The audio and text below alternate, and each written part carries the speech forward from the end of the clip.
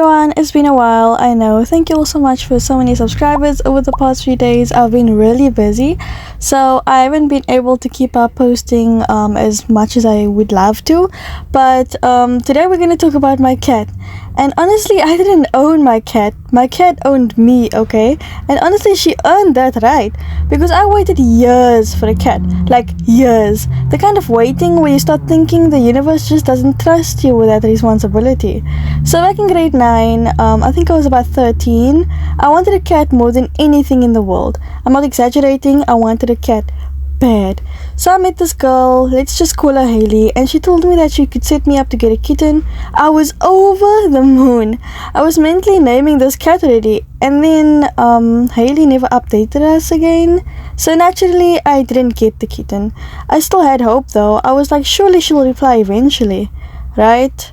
Anyway, moving on. There was my friend's friend who had a pregnant cat and promised us that they would give a kitten from her litter once they were old enough and they could not be dependent on their mother anymore. So I waited and waited and waited some more. I waited for months actually, and then I got the unfortunate news that his cat only gave birth to one kitten, which was rare, but it makes sense that she was really young, and honestly, cats who are really young and they give birth, they usually just have one kitten. So at that point, I just genuinely lost all hope in cats.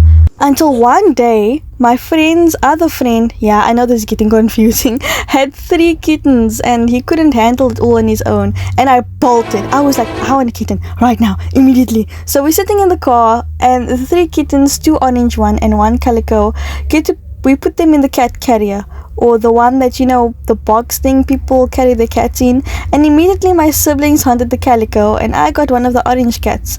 As we drove, we stopped by to get food bowls and litter boxes, and the whole time the kittens were meowing because of the car movement. Poor things, they must have felt so terrified.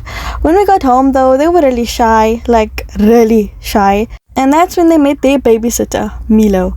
Milo was a bigger cat and he was kind of lonely, so we got more kittens to keep him company. He wasn't very affectionate, but when he is, he's the sweetest thing ever. Milo is big, chunky, and with an even bigger attitude too. He's too posh to eat normal cat food. He wants chicken, and if the chicken was standing open for more than 5 minutes, he'd throw it away. He's living that posh cat life. So I decided that my cat, who I named Hazel, would stay on my siblings' side of the house so they could play together. The next morning it was decided that the other orange cat's name was Lucky and the calico cat's name was Daisy. The boys were shy, Milo included, but Daisy, she was energetic, chaotic and absolutely fearless. At 3 a.m. Daisy would bolt around all over the house. She'd meow, run around and play with random toy feathers like her life depended on it. She was a real predator. We used to take a piece of cloth and run around the house with it, and Daisy would chase you like you just stole something from her, and she would climb the tallest mountain for that piece of cloth. I'm telling you, that cat did not play around.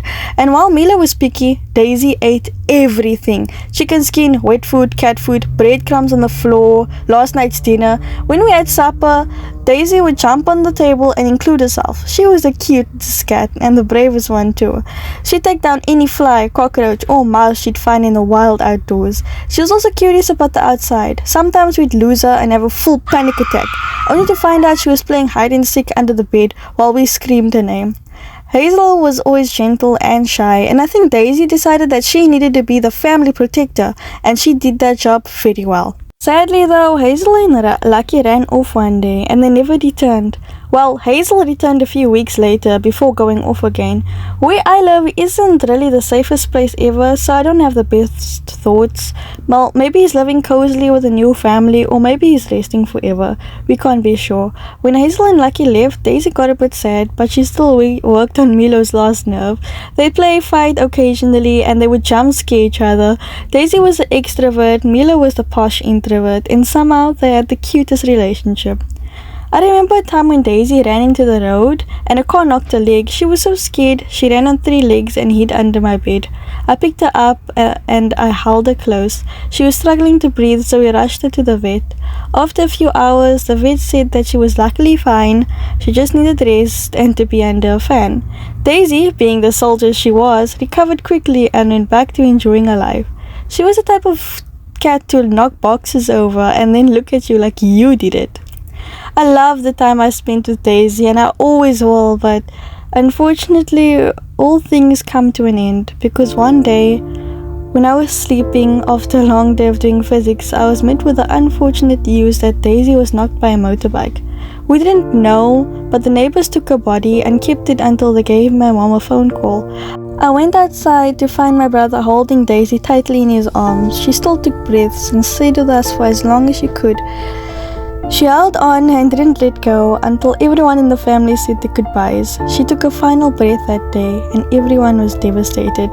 My siblings were crying, and as strong as I thought I would be, I cried too. I just wish I could have seen her grow up. I wish I could have been there for her more and I experienced my first loss that day. I cried for hours. I just miss her so much.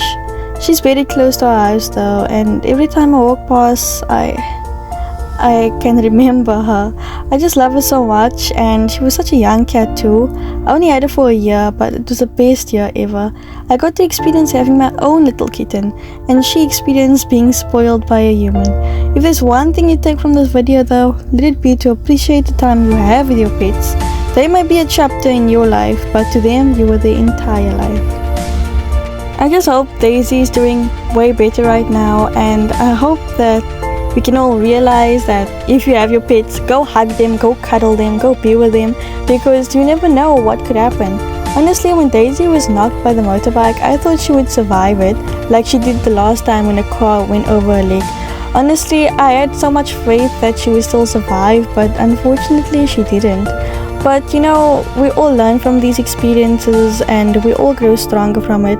So I hope you're all doing well, and I hope that you could understand the way I'm feeling. I didn't expect this video to get so emotional because obviously Daisy passed away on the 5th of September, and it's been a few months since then, and honestly you'll never get over something like that. I mean, no one gets over it, but we learn to accept when someone is no longer with us. So if you're going through a rough time, don't be afraid to share your experiences in the comments and let me know how you're feeling and if everyone's okay, because honestly when I was making this video I was not okay. Right? So anyway, have a good day, stay positive, Ninja out.